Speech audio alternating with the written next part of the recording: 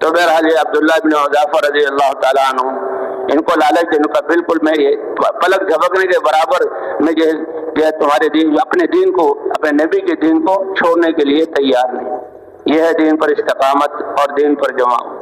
بڑا حیران ہوا اور اس نے کہا کہ دیکھو میں نے اس کو پیشکش کی دنیا کی اور اس نے میری پیشکش کو قبول نہیں کیا. دوسرا حربہ ہمارے پاس اپنی طاقت کا ہے، اور کیونکہ وہ ان کو دل میں تھا کہ اس کو ضائع نہیں کرنا، کسی طرح سے ان کی صلاحیتوں سے میں فائدہ اٹھانے والا بن جاؤں، مجھے، میرے ملک کو، میری قوم کو فائدہ ہو جائے.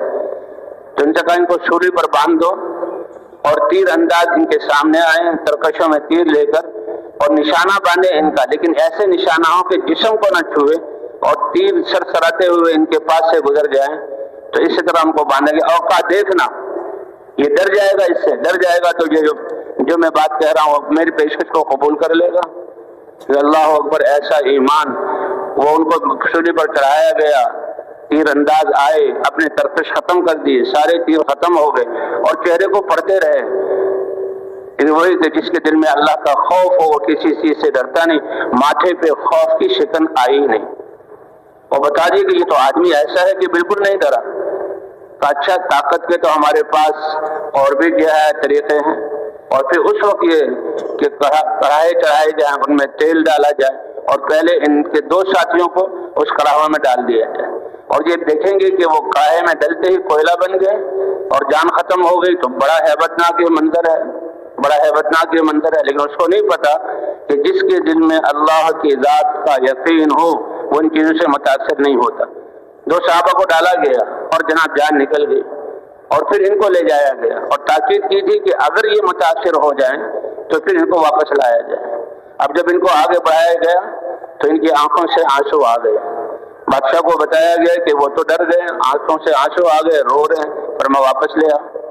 واپس جب لائے انہوں نے کہا دیکھو ہم نے پہلے ہی کہا تھا تمہیں کہ جو ہمارے پاس طاقت ہے اور طاقت آزمانے کے بڑے حربے ہیں، یہ بھی تھا.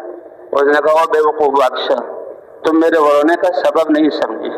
میں کس لیے رویا ہوں؟ میں ایمان والا ہوں، میں حضور کا صحابی ہوں. میں اس لیے رویا ہوں کہ اللہ کے لیے جان دینا، تو جان ایک روح ہے مختصر سی، ایسے کہ جاتے ہی روح نکل جائے گی. تو میں تو اس لیے رویا ہوں کہ اے اللہ، اگر میرے جتنے جسم پر بال ہیں اتنی روحیں ہوتی تو تیری رضا کے لیے اس طرح میں اپنی روحوں کو قربان کر دیتا. لیکن ایک ہی روح ہے. سرمایہ کی کمی پر وہ بادشاہ اتنا متاثر ہوا کہ اتنی عظیم شخصیت، ایسے بڑے آدمی، کہنے لگا کہ یہ تمہارے مبارک ہونٹ جس سے تم یہ بول رہے ہو، ان ہونٹوں سے میری پیشانی کو بوسہ دے دو. یعنی یہ میری سعادت ہوگی کہ اتنا عظیم شخص میری پیشانی کو بوسہ دے. تو میں اپنی ذات کے لیے نہیں، ساتھی بھی بہت سارے قید تھے، ان کے لیے پیشانی کو بوسہ دیا. اور اس بادشاہ نے ان کو اور ان کے ساتھیوں کو چھوڑ دیا اور مدینہ منورہ آئے. حضرت عمر رضی اللہ تعالیٰ عنہ کو زمانہ تھا. حضرت عمر نے صحابہ کو جمع کیا اور ساری کارگزاری سنائی. کبھی جان اور مال کو اللہ کے دین کے لیے لگانا. تو یہ حضور صلی اللہ علیہ وسلم کی ختم نبوت کی وجہ سے یہ محنت صحابہ کرام کو ملی، اور صحابہ کرام اللہ کے راستے میں آج وہ محنت اللہ تعالیٰ نے ہمیں عطا فرمائی. صدیوں بعد یہ محنت اللہ تعالیٰ نے کہ ہم نکلے ہیں اللہ کے راستے میں، کہ ہم اس محنت کو سیکھیں اور حضور صلی اللہ علیہ وسلم کے طریقے پر اس محنت کو کریں.